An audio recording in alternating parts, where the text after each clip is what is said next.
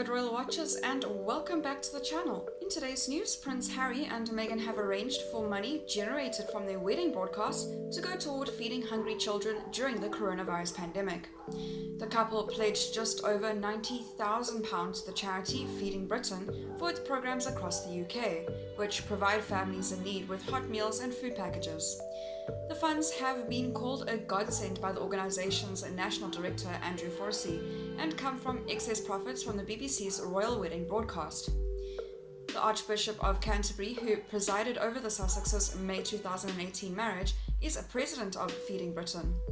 Harry and Meghan told him they wanted the money to be donated to the organisation during a phone call held around the time schools across the UK were closing their doors to most children. A spokesperson for Harry and Meghan said they are delighted to see the money go to such a great cause. It had been agreed at the time that Harry and Meghan's wedding that if there were any excess profits from the BBC broadcast, that money would go to charity nominated by the couple. They were notified about the funds around the time the coronavirus pandemic was taking hold.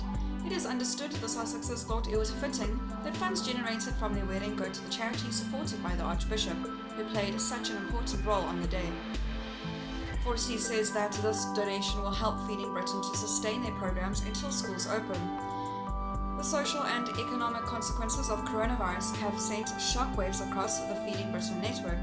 Families living in poverty who were already struggling to access and afford food have been put at even greater risk of hunger.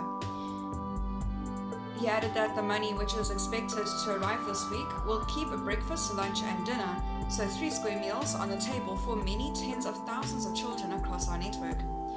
Feeding Britain works across 12 areas in the UK to pilot new approaches to solving hunger.